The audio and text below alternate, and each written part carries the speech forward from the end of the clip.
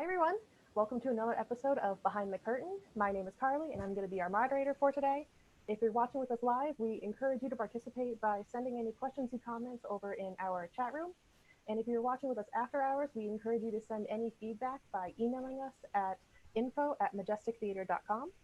And lastly, if programming like this is something that you value, then we encourage you to go over to majestictheater.com and give us a donation. But for right now, I would love to introduce Stephen and the rest of the cast of Cat in the Hat.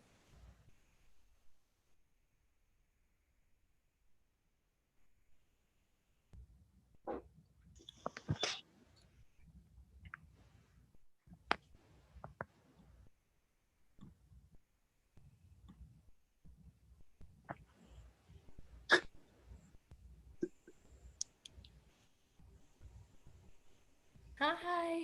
Hi, everybody. Okay. Hi. Hello. Yeah. I was like, that was a Takes a minute to get delay. going. Yeah, there we are. Why Is this everybody? Are we missing someone? No, we're is not. our screen green? No, you're all right. Hi, everybody. Hey, welcome. Welcome to the Majestic Theater, our online behind the curtain Majestic Children's Theater style. And we're talking about Cat in the Hat today, which was just from this past summer. It's almost a year ago. Can you believe it? No. That's crazy. 2019. So thank you for joining us. Hope you're having a lovely day. Let's introduce the cast. Let's just go around like this is a first rehearsal kind of meet and greet, and just let me know your name, who you played in the show, and just a little brief kind of what you're up to now.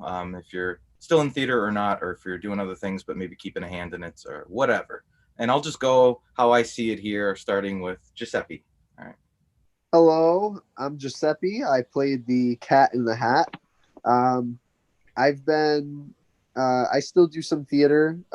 Unfortunately, the show I was doing was canceled because of this whole thing. And, I'm just playing video games, and that's about it. Are you Xbox or PlayStation? PlayStation.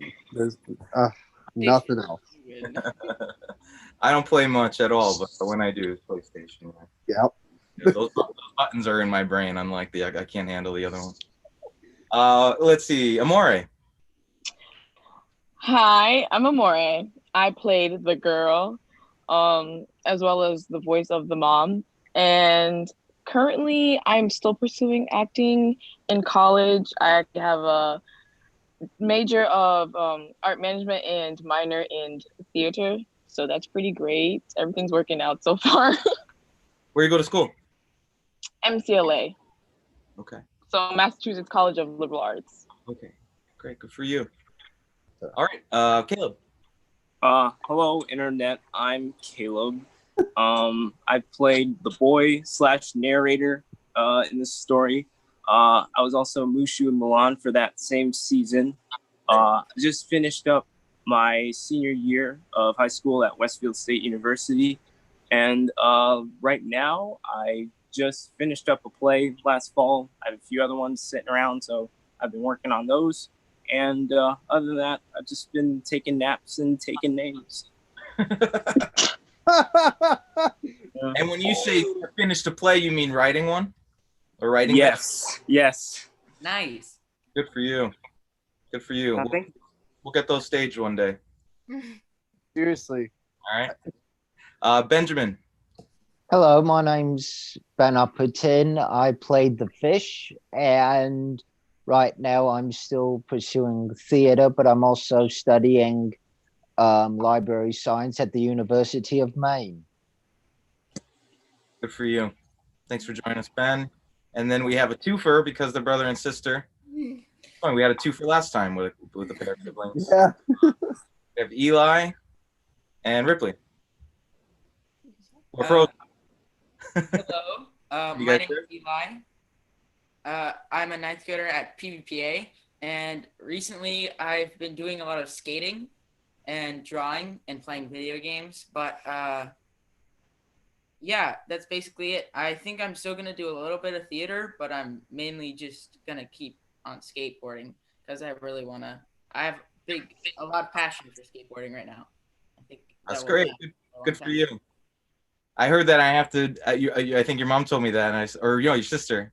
I said skateboarding audition, but no, but I know that I know you two guys well enough to know if that's what you're passionate about. Then more power to you. I know you'll actually like really commit to it. So that's cool. Good for you. Looks like a lot of fun and a challenge. Looks hard. And Ripley. I'm Ripley Dresser. I'm a seventh grader, eighth grade rising at PVPA, and I was Thing 2, and it was super fun. I don't know, really awesome. But recently I've been getting back into dancing and acting, and I don't know. I feel like I've been stretching a lot, and I don't know. I'm just taking new paths, discovering new things. Yeah. Good for you. You still do gymnastics and things like that? I mean, Yeah. I actually just recently got my back handspring back tuck on a trampoline. So. Say that again? Okay. I just got my back handspring back tuck on the trampoline. So it's not on the floor, but yeah. So you start on the trampoline and then work your way to the floor? Right. Oh my God. That's so scary. We'll get into your guys' acrobatic stuff. Yeah. I'm sure. So what I like to do, guys, is I generally, for those who've done this before, Ben and Giuseppe have done several. I just throw it out to you guys at first, and I'm happy to talk about anything. You guys can ask me a question about the show itself. You guys can ask each other some questions or just comments. We can just talk about certain scenes we liked. We can get into bloopers and things if you want. We can talk about the story itself, of which, this isn't really I don't know. This is just a fun romp, and part of why I wanted to jump ahead and do this one was that the last 4 children's theater Zooms that we've done like this, we're all about, Jungle Book and Little Princess, very rich novels that are very moralistic and have a lot going on in them. And it's good every now and then, as with every children's theater season, of doing those sorts of plays while also throwing in the fun, meaningless romp, which is the cat in the hat. So I'll just throw it out to you guys. Anybody want to start at all? And I'll let the conversation lead us to things. I'm sure I got plenty to say, but just need to be prompted is all. All right. Anybody at all? I guess I have a question. Sure. It's for anybody, I guess. But what did you do? What did anybody do to like get into their character? Because like I know that I had to like jump around a lot of times and like look at myself in the mirror and like make crazy faces and like get all happy and crazy. So I don't know. I wanted to know what other people did to get into. Okay. I can answer that. Well, you guys while you guys were putting on my makeup, we all had a great time, right? And I was getting in my headspace for that. But backstage, while Josh was performing his scene as what's the first story? Marvin K. Mooney. Marvin K. Mooney. Yeah. When he's performing that, but while we were backstage, me, Amore, and Caleb, we're just messing around, like, just, you were rapping. Yeah, it was horrible. But it was like it helped me relax, and like it was great. It just put me in a good headspace. That's great. That's good to hear. I'm glad you guys are having fun, and that's the biggest thing I think with this show. And we can get into this more, but I know that we were I had you guys watch the original production of it, which I think is in London or something like that, and because they sent it to you. And for folks watching at home, the Cat in the Hat script that they send you is just the book behind me. Yeah. And you kind of have to make an hour show out of that. So I'll easily say that this was the most challenging thing I've ever done. But I'm proud of how it turned out. But it was probably the most difficult, just getting a script like that and having to fill in all those holes and figure things out in a way that doesn't feel too stretched out. But anyway, I just wanted to say that original production I thought was so technically fantastic, but I have to say, it seemed to just lack fun. So I'm happy to hear that you guys were having fun and giggling and laughing, because I think as great as that that production that they sent us is. Technically, I don't recall kids laughing too much on the tape. And I said, Yeah. Nope. something's wrong there. Yeah, there were some people crying, which I remember, which I was like, oh, people scared. I was like, why would people be scared? Like, I mean, the music was kind of creepy. yeah. I don't know. I thought it was. Some of the sound effects are creepy. They didn't use I like the music that we use here, the some of the jazz and the piano. It seems to really fit. I remember. Go ahead, Ben. It was the National Theatre that was the one that sent it to us. The National Theatre in London. Yeah, and again, I think a really great show. But I do have to say that it did seem to lack some kind of fun spirit or something. The cat just seemed like a jerk. Giuseppe seems well, Giuseppe, do you want to, real quick before we go to anybody else about character and things like that, do you want to talk more about what you use to get there? I mean, the cat is kind of a hard character to pull off. Major players have struggled with it, right? Yeah, well, at first, like when I was reading the lines, I had this huge problem with just like the way I would say them. Like I would be like, why do you sit there like that? I know it is wet and the sun is not sunny. Like I would do it like it was like a rhyme. And so I was really struggling with the fact that the lines rhyme, because like I was putting myself, like trapping myself in this pattern of speech. And then Steve, like I kept asking you because I was struggling so much. I was like, can you please like say this a certain way? Like help me. And he would say things and he would do things, and it really helped me relax and learn how to just separate those lines and, you know, not come off as like sing-songing rhyming, you know? That's where I started. Like I that was my biggest problem with the cat, like the lines, you know? Yeah, that things rhyme. Yeah, because that's a pattern. It's very easily and happens naturally that when you speak, you can fall into just the sing-songy rhythm, and then if you're listening to that, your brain checks out. Yeah. I know we also talked about Gene Wilder's Willy Wonka and his kind of relaxed nature. He's not all woohoo, look at me, you know. He just kind of is there and leans and, you know, sips his tea and whatever, and while doing, you know, maniacal mayhem types things, which is interesting, that juxtaposition. But I think it seems to fit the cat well, you know. Yeah, I like that. That was a good suggestion. When I see zany cats, I go, I don't know, that's not the cat I see in this book. Very chill and relaxed, you know. Anyway, anybody else want to talk about character or your physicality? We can go straight to the things, or the fish, or the boy and girl. All of which I think the physicality is the line delivery is fantastic. I'd say for me, mine was just fooling around and putting on a squeaky voice to do. That's all it was for me. And for some reason, anything with rhythm or rhyme helps me click with the words even more. Like Shakespeare, I clicks with me very well. So that was sort of a help for me. That's great. Yeah, you puppet that fish beautifully, Ben. And I know that was tough. I mean, we all had a tough time working on this show. It was difficult. And I know that, and again, it wasn't even a puppet, right? I mean, I've done this more than once. There's a Cheshire Cat up there from Alice in Wonderland, and that's not a puppet. That's a stuffed animal, and so is this fish.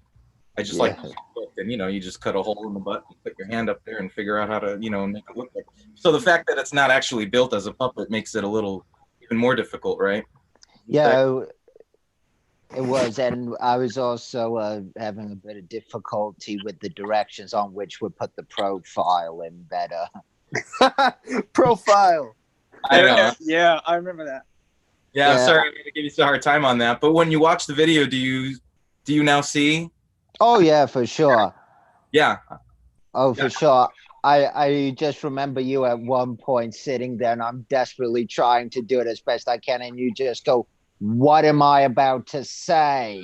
I'm like, okay, let me try and do this another way now. And Ben, for folks at home, what we're talking about is that Ben just kind of had the tendency for the puppet to start to face out. And for some reason, just from my perspective, anywhere in the audience, it just didn't. I started to lose seeing it. It's not that big of a puppet, so I just wanted to see that, the profile of the fish. Yeah, it's just a bit wonky because of where the hole was and the fact you wanted it on the corner. So I was always finicking with it. It wasn't never quite right. No, but you did get it though, and it looks great on the recording. Yes, yeah, I did get there. But that was the whole nature of the play too in general. I mean, I kept futzing with the position of your little table that you lean on. I mean, it's so hard with the 3/4 thrust when you're trying to get the proscenium fairy tale look. There he is in profile there. He looks gorgeous. Yes, well, I mean, just even with the ball, standing on the ball, all of that was wonky for us, trying to get it all in balance and in profile and do it slow and then quick and all that. Yeah, absolutely. Time it. Yeah. Caleb or Amore, you want to talk about the boy and the girl? We know the girl's Sally, but the boy is unnamed. Yeah. Okay. Girl. Yeah, I'll go. Okay. Let's see. Where do I start? Well, in terms of like physicality and voice and stuff like that, I had a high-pitched voice that I used for Linus in You're a Good Man, Charlie Brown the previous summer, and I took that voice and I cranked that up to 11 to have like a kind of cartoony type voice because I thought the book is kind of a cartoon, so I thought I should, I guess, embody sort of a cartoon character. And in terms of getting into the boy himself, I thought it was really interesting because I guess ultimately for the story for itself, it's kind of like the number 0 almost. Like you almost have nothing to work with, and because you have nothing, you basically have everything. So in my head, it was weird. In my head, I had this World War II subplot for myself, and it was crazy, but like I tried to justify it and have it make sense because I remember the newspaper that Josh had World War II headlines on it, and he dropped it for this one show. So it ended up being on the floor as soon as Act 2 starts. So I thought, okay, maybe what if this story took place during World War II? And I thought about my character and if our family had a father, what the father was like, and if the father was away.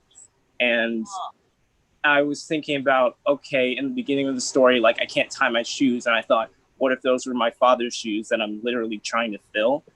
And then I guess, there's more too. And I thought about the color palette being red, white, and blue. So I thought about maybe that's like patriotism and stuff like that. And his sort of the values that he instilled in me. And like that I'm sort of trying to become the man of the house while, our mom's away, our father's away. And suddenly this cat steps in and, I have to be the man of the house. So that scene Act 2 where I finally snap, that's like where I become my dad. So, yeah. Interestingly enough, not to cut anyone off or anything, but what's his name? Who wrote it? Theodore Geisel? That's his name? What's his name? Yes, Theodore Geisel. Yeah, he wrote political cartoons. So yeah. A lot of people believe that his stories, even Cat in the Hat and all of it, they all have like some sort of message underneath. So, sure. Go ahead. Cool. Oh, is it still? Are you there? Oh, okay. I'm sorry. I definitely did not think about my character as much as Caleb did. Not even a little bit. I didn't tell anyone about that. Not at all. Wow. For me, it was also very interesting because this was my first role where I was not speaking at all, and I kind of just had to put everything into movements. It was very weird. I tried so hard not to open my mouth, even when I wanted to, because, you kind of just want to fill things in like, yeah, this sounds like the right thing to say here and there, but no, don't talk, Amore. Don't talk. It was interesting, but it was good. It was fun. It was very new. I enjoyed it a lot. Yeah, I think you guys are the physicality of you two just reacting to everything really great. I know that that can be exhausting to just react to things and constantly have to look surprised. But I love the relationship too with the brother and sister, and I mean this is something I don't necessarily see when I hear other or when I watch other versions of this stage play being done. Is I don't get the sense that they're brother and sister, and I kind of do what you guys, and I think it's the two you act the way you act together, but also yeah, I like Caleb mentioned tying the shoes in the beginning, like that's the kind of stuff that I would add in to just make it seem like you guys are brother and sister and that you care about. You're not just brother and sister, but you love each other, and you show that by doing something like Caleb having trouble tying his shoe and the sister helping him out. The, the sister having trouble unzipping her coat and the brother helping her out, which is I think that's all also things that really young kids can relate to, tying your shoes and just helping out each other, especially family or friends, in small ways. Um, you know.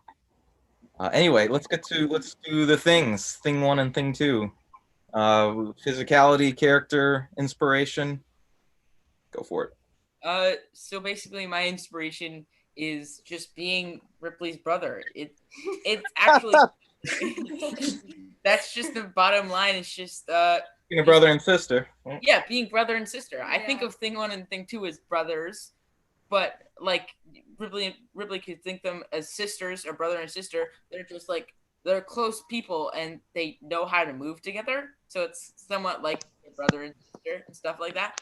So I really took into account. So like when like we were like I was throwing fruit and like she was like doing like that crazy thing with the broom and they like told us to stop, I would help her and tell her that they're coming for us and like we would do everything together and it felt like a brother like we were really connected. So like kind of like we were like the same person. yeah. Yeah. It was very intimidating. Yeah. Yeah. I would say since we've like obviously grown up together and worked together in dance and in like life in general, like I don't know, I just like you like putting that into the show as like especially like ever since we were like little kids, we just we have to work together. Yeah. So also especially with trickery and like mischievousness, like we're just little pieces of crap to our parents. So yeah, that's something that we can take into account of just being mean. Yeah.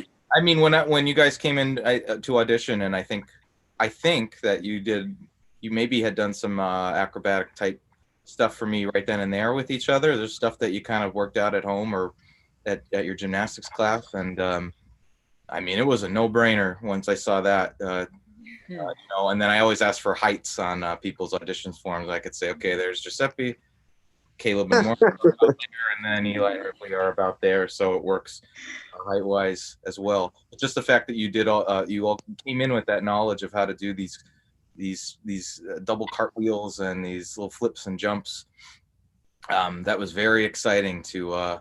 Not that it's not useful elsewhere, but to put that stuff to use. Definitely, yeah. Use your acrobatic training to make them do things that are appropriate to thing two and are like a cartoon. So yeah. great guys. Go ahead, Carly.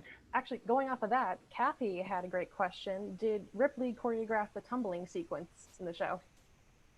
Well, actually, I did. Well, yes and no. Steven really like told us we showed him what we could do, and then he told us like what he wanted in kind of like an order, and then we kind of put it together and we like added on some choreography. Well, we did add on the choreography for yeah, most of the sequences actually we like we made them fit together with like the transitions into each like flip and each trick. And yeah, I guess yeah, with lots of help though. Yeah. We did we did I guess yeah, I could say I had a big part in it, I guess. I mean, we both did. Like, Yeah. we both have ideas about the acrobatic.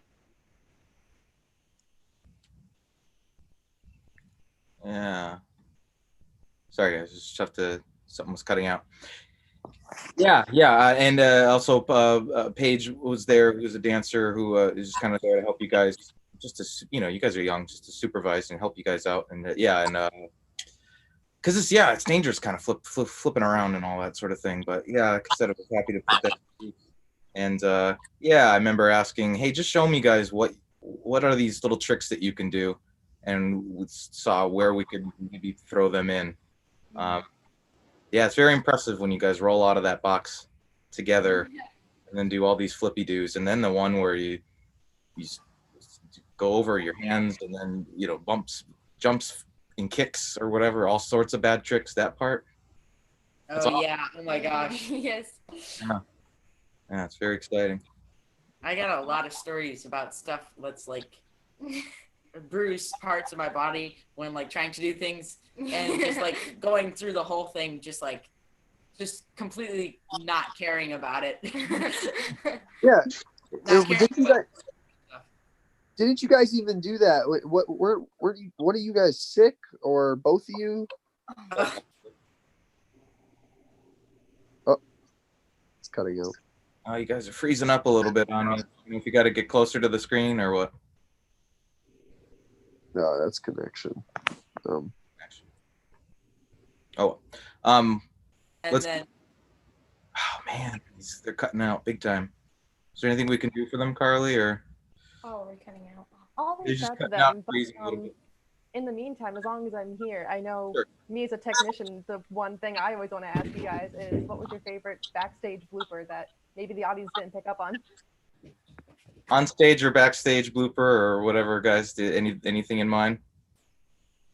Oh, on stage, like it wasn't that big of a blooper, but I forgot a line, and so I just jumped and I went to it, like I skipped over a whole small section, and I'm pretty sure it threw people off. Like not everyone in the audience, but on stage, you're probably like, "What?" But you got to roll with it, It did good. Yeah. Anybody else? I when we were going to Act 2 and it was in the dark, I accidentally kicked Kaylee. When she was lying down, I think I almost broke her nose at one point. Anybody else? Go ahead, Amore. I mean, I was Amore, wrapped in the sorry. rug, and you guys like took me out and forgot that I was in there. Wait, say that again real quick. It was the scene where I was wrapped up in the rug and the Oh yeah, the curtains were closing. You guys brought me out and you forgot that I was in there. Yeah, Corey getting rolled up in that carpet is a highlight. Hey, more realistic. That gets a big laugh.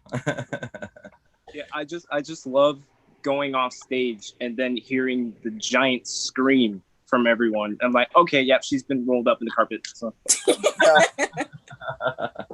And like we said earlier, me, Caleb, and Amore, we had our little rap battles, Yep. during scenes. So it was fun. Had fun. Yeah. There's a bathroom shot. I love the scene. So one of the many things that I said, how do I expand this small little book into a longer show? And I thought of things like Pink Panther and like even Gremlins. I'm a big fan of the first Gremlins movie, and it just seemed obvious. All right, they're in a house. How can they mess things up? So we took them into a kitchen with a nice 50s looking refrigerator, and they tossed food around, and you guys would catch it, and then we go into a bathroom.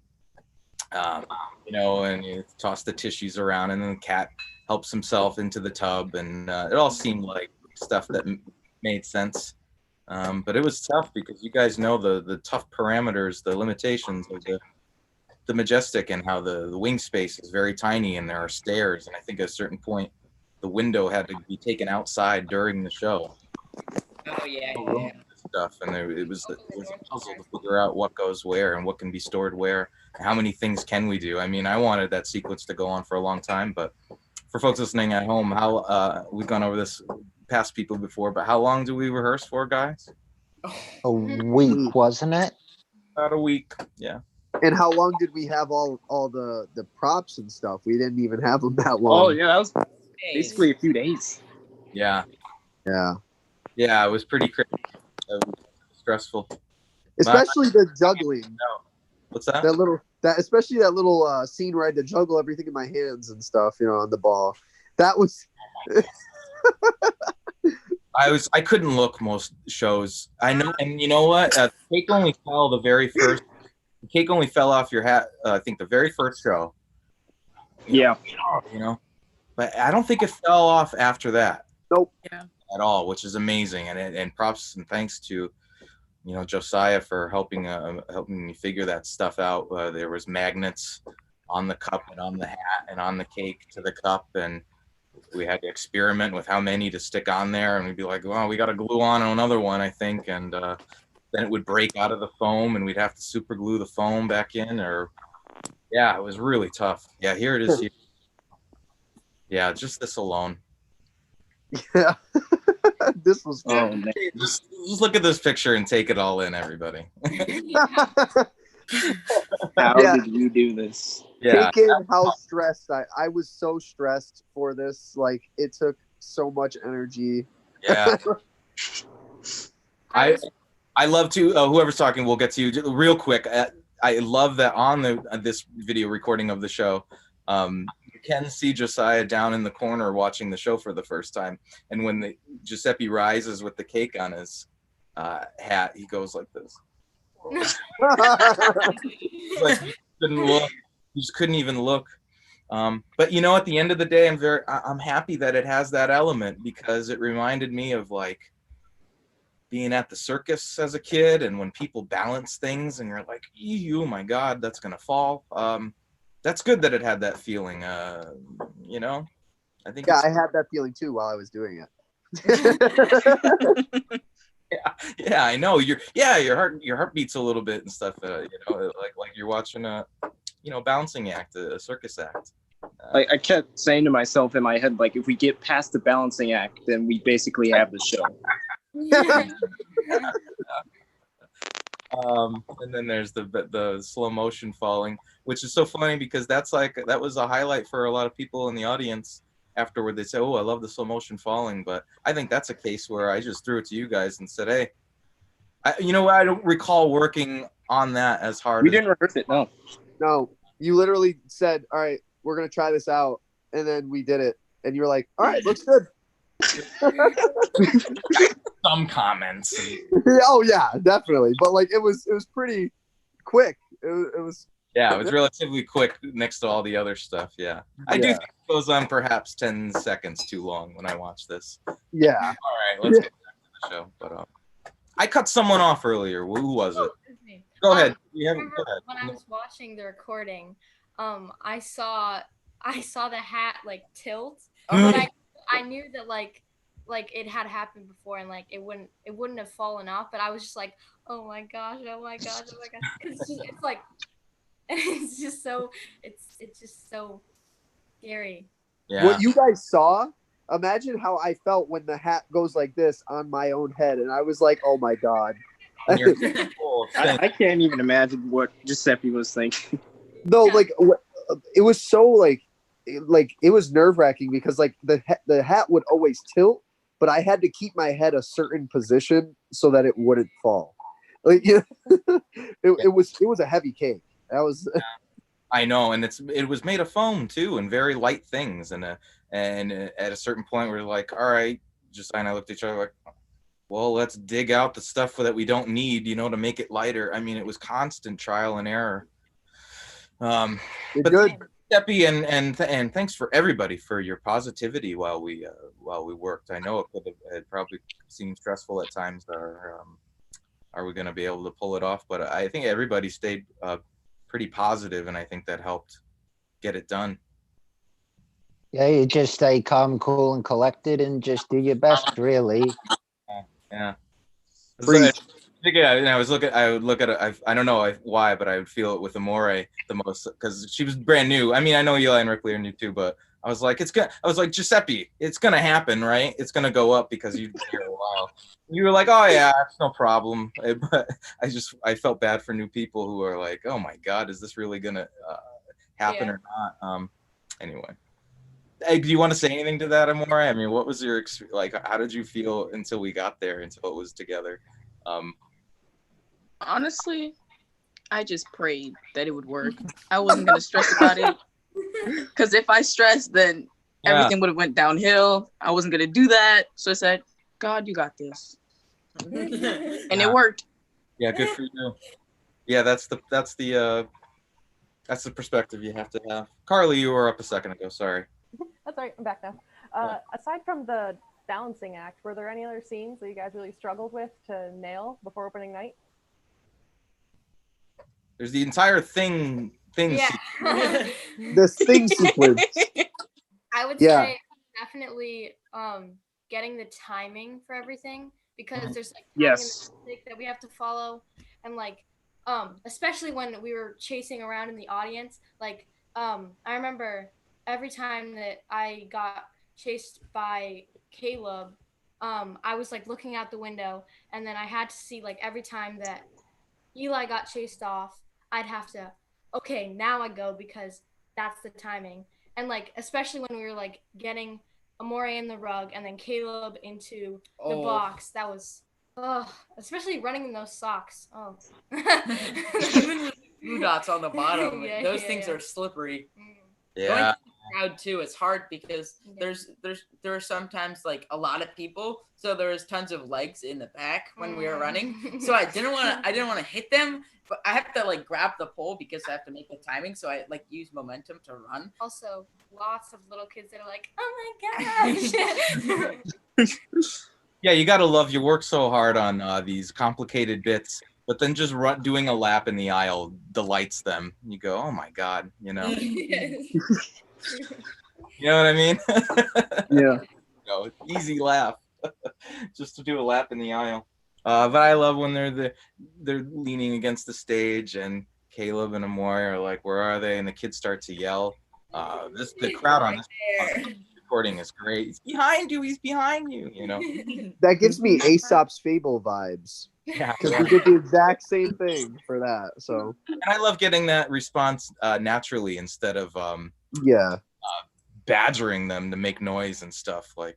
Right, I did that maybe once or twice, and then I sort of remembered the whole point. It was like, oh yeah, the whole point was supposed to just adapt the book word for word and then just do everything else without saying everything. So like, oh, I gotta stop doing that. Yeah, I know that. The promotional materials for this said that it didn't, not a word or was added to or subtracted from Dr. Seuss's book. Quite the space here. I mean, there were times I said, all right, let's have a note from the mom saying, keep the house clean. I'm willing to add in a little bit here and there. But again, tough one, not adapting this, tough one putting this on the stage and stretching things out and adding things to pad out the time and to make it, a good hour or so, 40 minutes at least. When I would look at other adaptations, Cat in the Hat, all of them just, I'd get halfway through them and shut them off because they all just added dialogue, whether it was good or bad, I don't know. And but it all was that it wasn't helpful for me, because we couldn't do that, But I think there's a charm in the fact that it's mostly just the book and it's the exact words that and grew up reading, I was read this as a kid. I don't know about you guys, but I had a lot of Dr. Seuss books. So I like that. And just definitely. I do. I enjoyed for the most part. It just added to the burden of work. But I'm glad that I did the narrator voice. I was happy to do that. I know I could have given it to Caleb, and he could have been narrating the show the whole time. But there's something cool about it booming from the sky.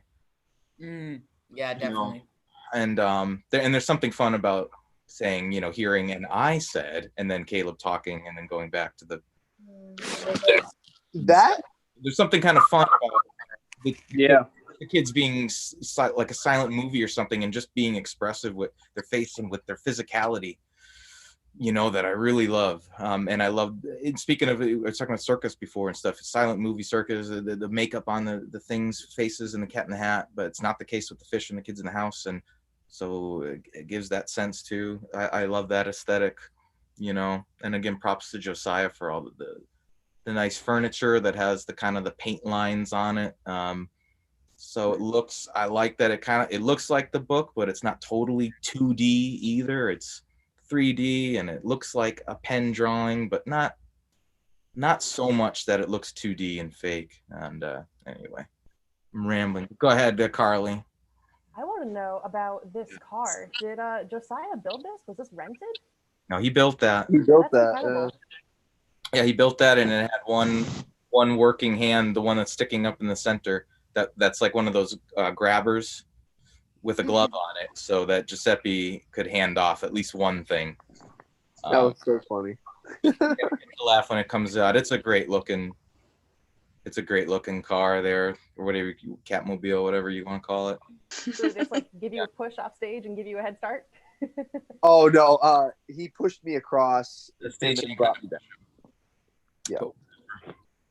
It's funny, even working on the shows as they're running, and I was like, him coming out on that little car is not getting the, I don't know, the laugh it needs or something. So I looked up, I found like an Aruga, like car horn, cartoonish sound effects, and that seemed to help out him coming. Yeah. And then I think I added later the same calm music that starts the show when they're picking up the house. That kind of sounds like Mr. Rogers and kind of older children's entertainment, PBS entertainment. From the beginning was added while the cat was cleaning up the house, and I thought that was come around.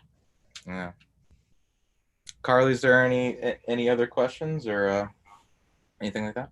No, I think we're all out of audience questions. So unless if you guys have any final thoughts, or I'm always willing to hear about more backstage bloopers if you have anything else. But Sure. We got a little. we're pretty much close to the end of the time for tonight. Sure. Yeah, I wouldn't mind just even, guys, if you want to point out other things that you like on the recording, or any thoughts or comments on anything at all. But Just something small, like the experience of like, I'm used to having sound cues to go off of, but when you're saying lines and then the sound cue is like, how it was like I said, and stuff like that. That stuff was a little weird. It was a little different. Like I've never done something like that, so it was kind of interesting to work with that. That was a little something that I could think of. Yeah, it was fun to slip those in. He says something and then you hear "said the cat." Yeah. Yeah. Well, you had your hand raised, I think. Were you gonna say something? Amore, did you raise your hand a second ago? I didn't raise my hand, but I did want to say something. Okay. I especially loved the end where me and Caleb had to just look at each other when the mom was talking like, what did you do today? Did you have a good day? And it's just like, we know what we did, but we're not going to tell you. Like, I love that so much. And just like the crowd, the kids were like, yeah, we're not going to tell them anything. I just love that so much. That was cool. Yeah. Hey, like the Home Alone kind of, I think, inspired me a tad. Yeah. This one, in the sense that he gets away with it, so I kind of love you do something like Charlotte's Web and then something like Mulan, which has moralistic stuff, and then just this fun romp where the kids even kind of get away with something, and it's I think kids can relate to that too in a weird way. Yeah. Carly, go ahead. Do you have something there? No, I was just gonna ask what we were planning on for next week, and if you wanted to talk about that at all. Sure. Next week I think we'll do Sleeping Beauty. We'll put up there Disney Sleeping Beauty. Fantastic. Cool. We'll work on that. Does anybody have any other bits that they like from the show or thoughts on the show at all? Now's your time. I remember a Ben moment. Like, it was just after we finished the balancing act, and like he says like you get out of this house, but it was just the way he said it. He's like, you get out of this house. And like I remember, I remember an audience member going ooh after that. But Ben, you did have different. Sometimes you said it differently, and it was. I was like, I like Not in the house. Yeah. oh That was yeah, another one. I love the cat coming in for the first time. And I like that it takes a while, you know, there's a build up. There's even a little kid on the recording when the lights start to dim, when, you know, about a minute before the cat comes in, and you hear a little kid go, "Where's the cat?" You know, They're fine up until then, I think, but at a certain point, I don't know what the timing is when he first comes in. Maybe it's 10 minutes at the 10-minute mark. Yeah. 12-minute mark, something like that, which I think is just right. What there was something nobody probably knows this, but the entire time while Amore, when the curtain opens, I'm behind that curtain, like I'm literally behind it on stage the entire time, and like I'm like, you know, trying to stay hidden and stuff, and it was sometimes it was just kind of weird. I felt a little claustrophobic. I was like, I couldn't move, like. One of those, you know, weird things I have to ask of you guys sometimes, because it was cool. It was an issue of I could see the cat sneak into place, right, kind of kill things, you know. But I love her foot coming through the door on that music cue, and the kids jumping back, you know. And I like the hearing the sound go bump, and the kids kind of getting scared, and the creaks on the attic, and you know, that's fun. You know, that's fun stuff. Kids can handle it. I like that it gets a little almost creepy. I think that adds to the laugh of the cat coming in, and then just there he is, and he's got this, you know, funny little smile on his face. This mischievous smile. Anybody else on any thing at all? Go ahead. I remember it was either during rehearsal or for one of the shows where Amore and I caught all the food from the fridge, and it felt so satisfying that we actually did it. That's on this performance. That's on this recording, Caleb. When you watch, yeah. He's yes, okay, perfect. Well, it was funny when we were rehearsing that. I said, "Just go. Let's just try it." When the things are tossed. Who's it? Eli, right? Yeah.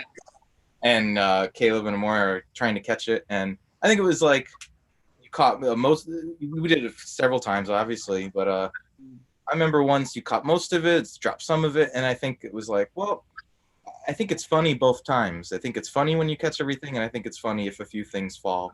You don't. But I do love on this recording that, yeah, you catch all the items, and you can hear a mom in the audience go, "Wow." You know, and it's so impressive too that there are times when I'm looking at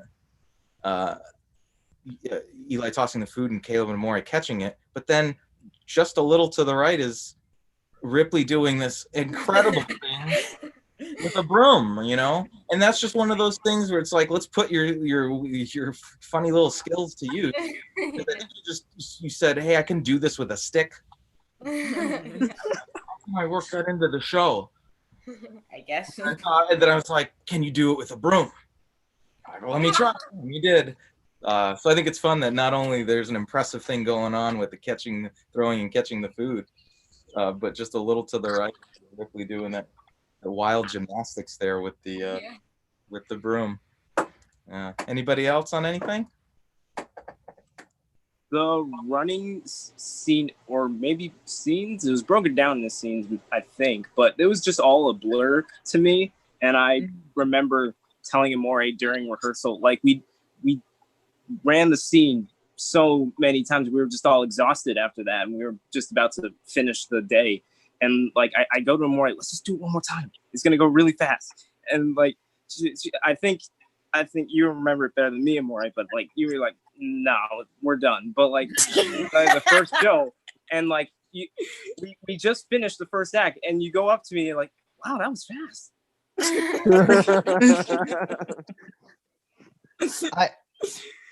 I've got one. I've got one memory. It was right after the show for, I believe it was Cat in the Hat. It may have been Mulan, and we were about to do the Charlotte's Web first rehearsal back to back.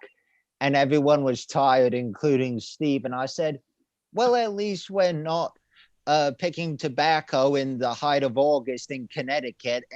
And Steve just piped up and went, yeah, I used to do that in the summer. This is more tiring than that. I'm like, oh, thanks for the morale crusher.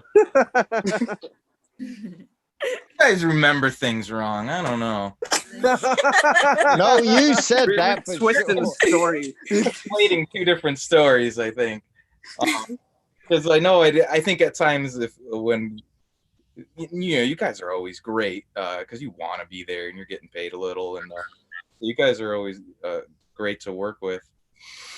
But yeah, at times if someone like starts to complain and go, my summers in high school I used to pick tobacco, I didn't heater and stuff like this, this is this probably didn't exist, like not really to pay or anything, you know what I mean? Like no, there's always been kids theater, and it's not, I've done some of it, but I don't know. I know there's full-blown kids theater that treats kids plays like plays and has lights and music and sound effects and stuff, but a lot of them don't, and I think it's the time constraints that they all probably have similar schedules, and they tend to be simpler and not have lighting and sound effects. But it's always been a goal of mine to say that the kids deserve to see even something like the Cat in the Hat be lit well and have lighting cues and sound cues and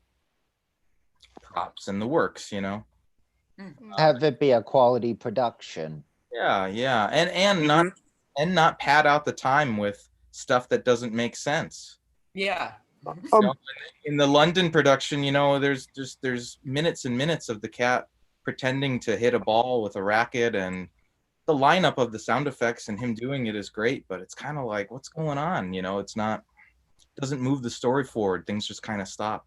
So, when I saw one production where it suggests that the fish is sleeping. I think it's on the one I even showed. Yeah. Dream, and then the guy with the fish has a bubble machine, and he's just blowing it in the kids' faces, and it's like, you're kids, look at the bubbles. Yeah, it's just insulting, Yeah, it's almost like, I don't know.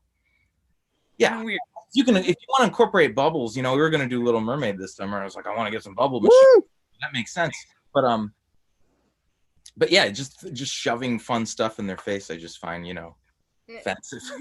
So yeah. Go ahead, Giuseppe. So going off of that, I just want to ask you, like, how long does it take you to prep, to come up with like these ideas and like all this, the sound cues, the light cues, and all that? Like how long is that process for you? Well, and it's in a sense, it's half a year, because you have to choose the shows generally by the new year, by January. So I have the 3 there, and in a sense, it's almost an entire year, because usually by the end of the summer or September, I'm starting to think about what else could we do, and then if I get my head fixated on something, then I start to think about it. So I was thinking about Schoolhouse Rock was another show we were going to do this summer, and I was thinking about it in October, and I was watching old Schoolhouse Rock videos in October, thinking about what could we do. But as far as so that's just thinking about it, and I just go for long walks and think about it, and YouTube is just so amazing. The internet is amazing.